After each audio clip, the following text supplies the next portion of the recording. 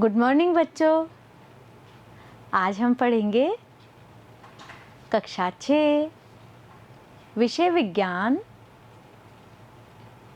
अध्याय 4 वस्तुओं के समूह बनाना भाग 1। मेरा नाम निशी अरोड़ा है और मेरे साथ हैं रामस्वरूप कुमार।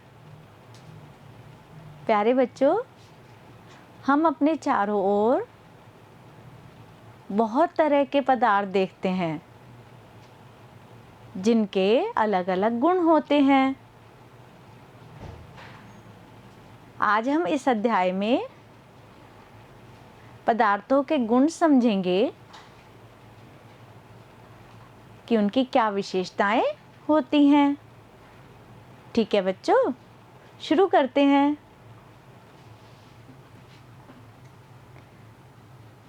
हम अपने चारों ओर कुर्सियां, बैलगाड़ियां, साइकिलें, खाना पकाने के बर्तन, पुस्तकें, वस्त्र, खिलौने, जल, पत्थर तथा अन्य बहुत सी वस्तुएं देखते हैं। ये वस्तुएं एक या एक से अधिक पदार्थों से बनी होती हैं। ये पदार्थ कांच, धातुएं, प्लास्टिक, लकड़ी, रुई, कागज या मिट्टी हो सकते हैं। बच्चों, इस चित्र में आप देख रहे हो ना, ये औजार, ताला, ये सब लोहे के बने हुए हैं। ये ग्लव्स कपड़े के बने हुए हैं।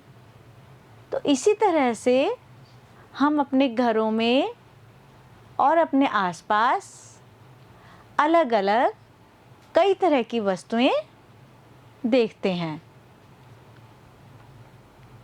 पदार्थों के गुण। तो बच्चों, अब हम समझते हैं कि पदार्थों के क्या गुण होते हैं। सबसे पहला गुण होता है दिखावट।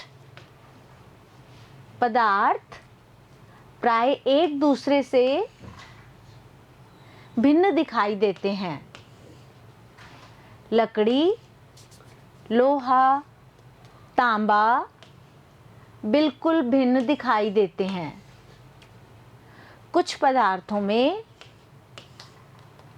धुती या चमक होती है, वे धातु कहलाती हैं, जैसे लोहा, तांबा, एल्युमिनियम आदि। बच्चों, आप चित्र में देख रहे हैं, लोहा, तांबा, एल्युमिनियम, ये सब धातुएं कहलाती हैं। ये चमकदार होते हैं। दूसरा गुण है बच्चों कठोरता। वे पदार्थ जिन्हें आसानी से संपीड़ित किया अथवा खरोचा जा सकता है, कोमल पदार्थ कहलाते हैं।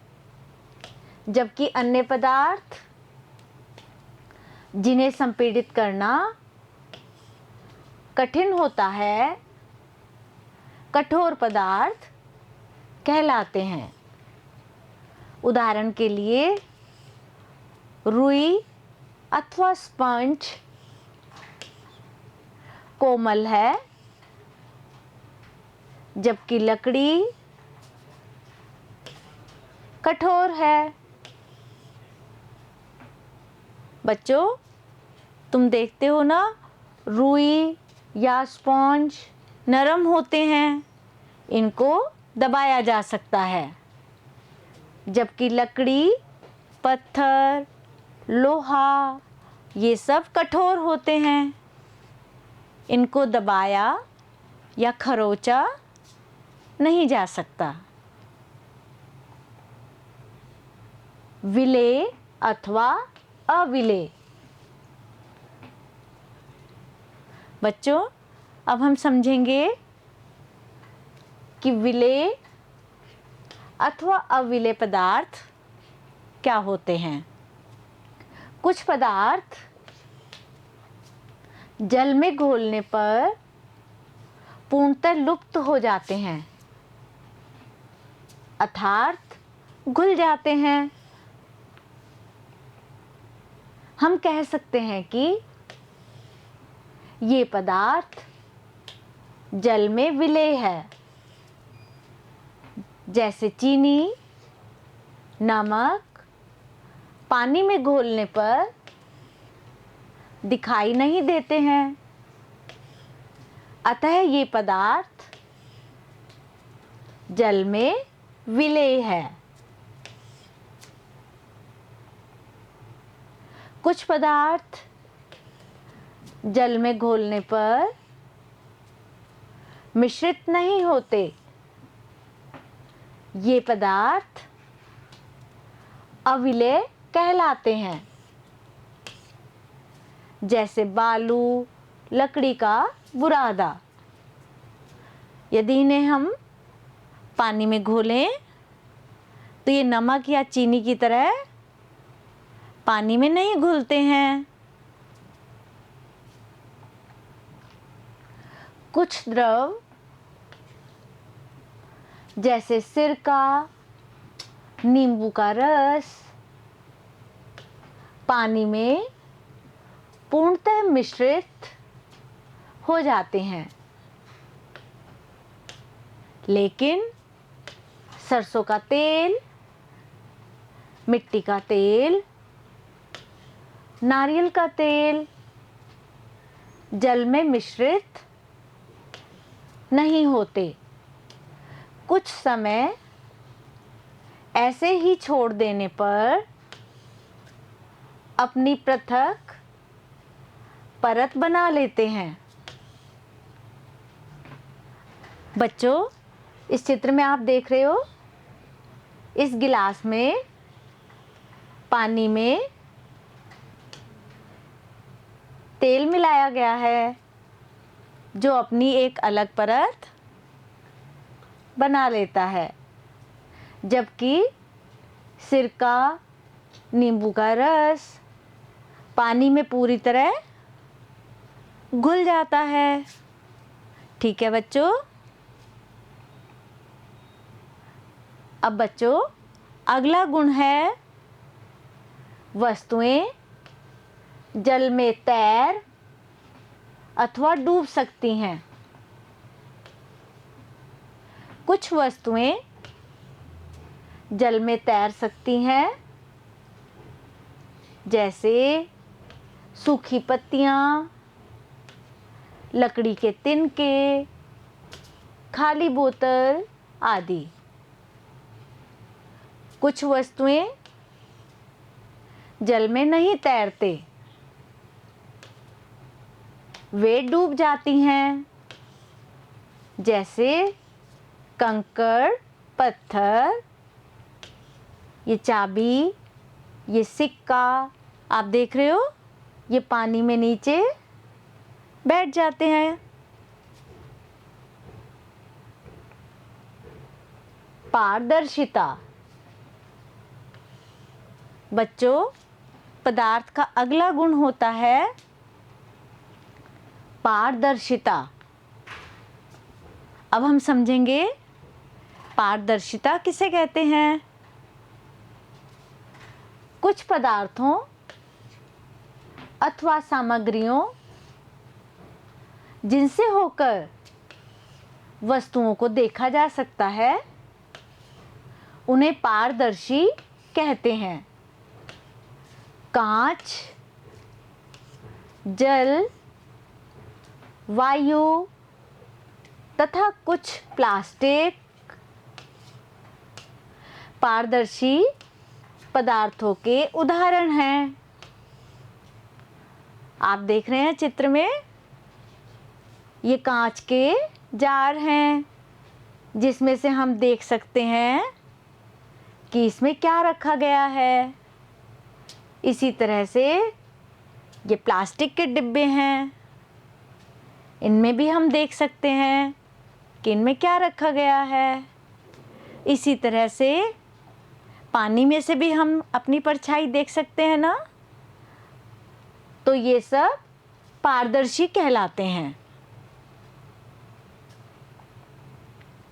कुछ पदार्थों में से होकर वस्तुओं को नहीं देखा जा सकता, वे अपारदर्शी कहलाते हैं। बंद लकड़ी के बॉक्स, गत्ते के डिब्बे अथवा धातु के डिब्बे इसके उदाहरण हैं। बच्चों, ये चित्र में आप देख रहे हैं गत्ते का डिब्बा है। अगर ये बंद हो तो हम नहीं देख सकते कि इसमें क्या रखा गया है। इसी तरह से धातु के डिब्बों में से या बंद लकड़ी के बॉक्स में हमें अंदर रखी हुई वस्तुएं दिखाई नहीं देती, तो ये अपारदर्शी कहलाती हैं।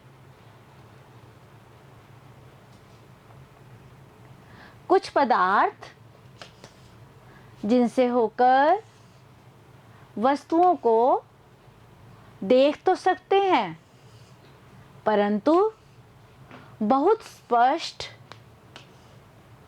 नहीं देखा जा सकता, उन्हें पारभासी कहते हैं। उदाहरण के लिए चिकने कागज में से स्पष्ट नहीं देखा जा सकता। बच्चों, चित्र में देखो, ये बच्चा चिकने कागज में से देखने की कोशिश कर रहा है परंतु चिकने कागज में से स्पष्ट नहीं देखा जा सकता। ये प्रयोग आप स्वयं भी करके देख सकते हैं। ठीक है बच्चों? तो प्यारे बच्चों, अभी हमने जाना कि पदार्थों के क्या गुण होते हैं। तो प्यारे बच्चों, पाठ का मुख्य सारांश यहाँ पूरा होता है। अब आप इस वीडियो को दोबारा देखना, समझना और कॉपी में लिखना। भाग 2 में हम इसके प्रश्नोत्तर करेंगे। ठीक है बच्चों? धन्यवाद। Bye bye.